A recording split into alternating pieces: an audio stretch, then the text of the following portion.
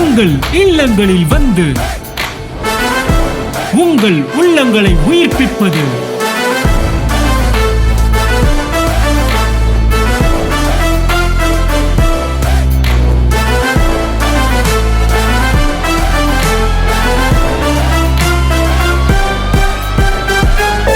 உங்கள் channel DJ.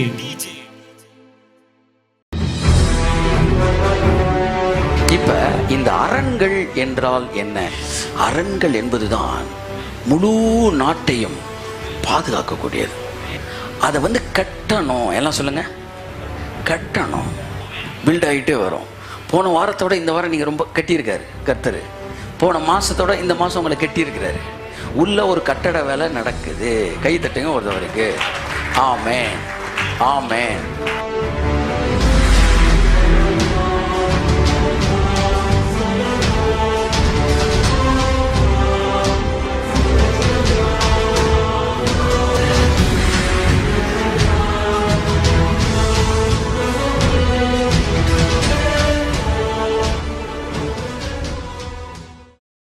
மூணாவது முக்கியமான விஷயத்தை இங்கே பேச விரும்புகிறேன்.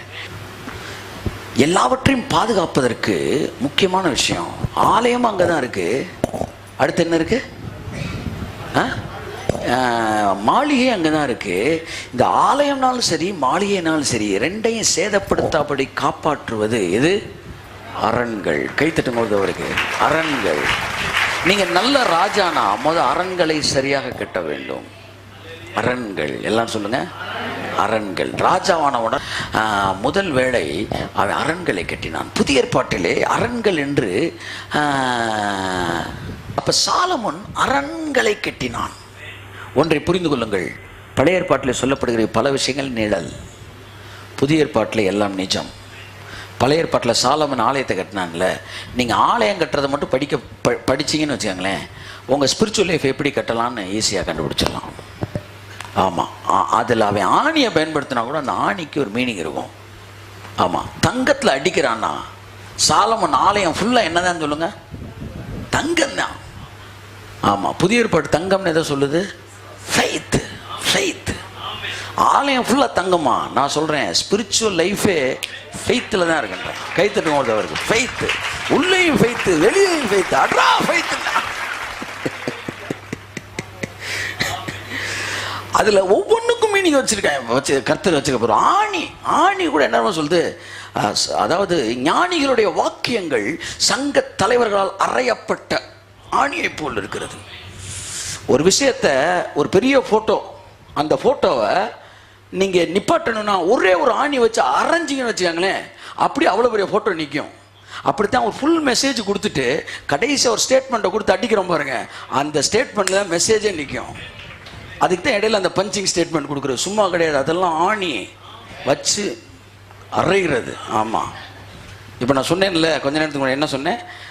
அடிக்கடி நம்ம சொல்லுவோம்லங்க, இந்த ஆணி அரைகிறத பற்றி கேள்விப்பட்டீங்களா? ஏதாச்சும் ஒரு ஆணி சொல்லுங்கள். நம்ம பேச அடிக்கடி நம்ம ஒவ்வொரு மெசேஜுக்கும் ஏதாச்சும் சொன்னோம், பஞ்சிங் ஸ்டேட்மெண்ட் கொடுப்போம் பார்த்தீங்களா? என்னது?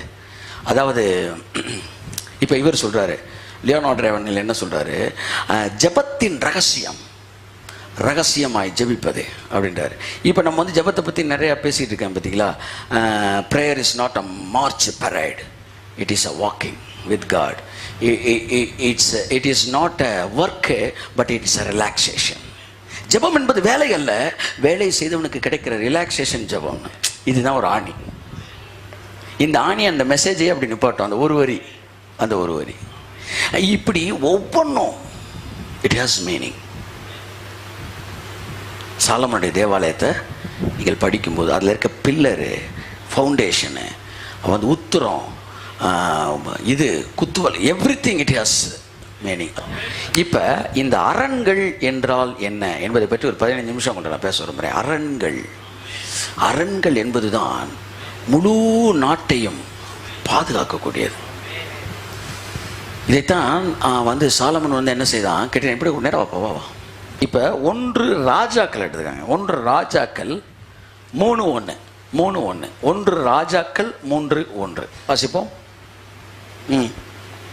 சாலமோன் எகிப்தின் ராஜாவாகிய பார்வோனோடே சம்பந்தம் கலந்து பார்வோனுடைய சம்பந்தம் கலந்து பார்வோனின் குமாரத்தியை விவாகம் பண்ணி பார்வோனின் குமாரத்தை விவாகம் பண்ணி தன்னுடைய அரண்மனையையும் கர்த்தருடைய ஆலயத்தையும் எருசலேமின் சுற்று மதிலையும் கட்டி தீரு மட்டும் கையத்தட்டு. சாலமன் 3 கட்டினான். ஒன்று ஆலயத்தை கட்டினான், இன்னொன்று அரண்மனையை கட்டினான், மூன்றாவது சுற்று மதிலை கட்டினான். நீங்கள் இந்த 3ஐயும் கட்டுவதற்கு அழைக்கப்பட்டிருக்கிறீர்கள். ஒன்று உங்கள் ஆலயம், the inner man.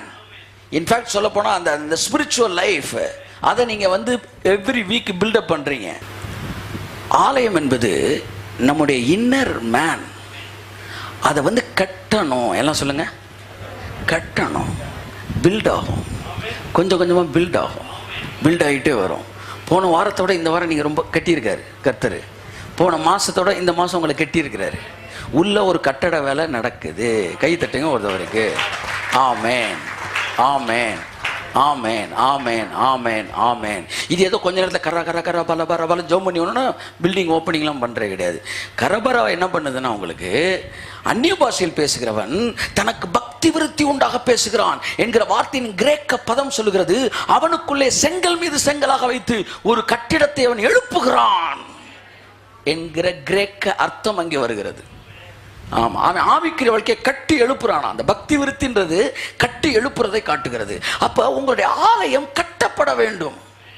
காலையில் கார்த்திட்ட சொல்லிட்டு இருந்தேன், it is not one day process, it is a complete to complete. பூரணத்திலிருந்து ஒரு படத்தை நீங்க நெட்ல டவுன்லோட் பண்ணீங்கன்னா சரட்டுன்னு டவுன்லோட் ஆயிரும், அப்புறம் மெதுவாக டவுன்லோட் ஆகிட்டே இருக்கும். புரியுதா? நான் சொன்ன புரிஞ்சுக்கங்க. சரட்டுன்னு டவுன்லோட் ஆயிரும், படம் முழுசா வந்த மாதிரி தெரியுது, ஆனால் அதுக்கப்புறம் தான் படமே இறங்கும். பார்டர் விழுந்துருச்சு, இப்போ படம் இறங்கிட்டு இருக்கு.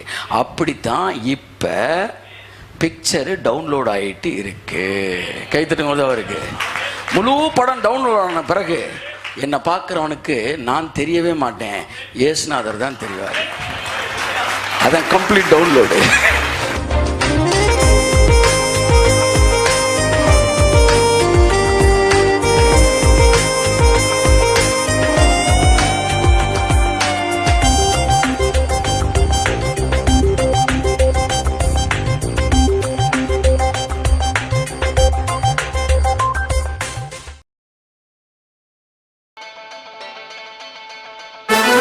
உங்கள் இல்லங்களில் வந்து உங்கள் உள்ளங்களை உயிர்ப்பிப்பது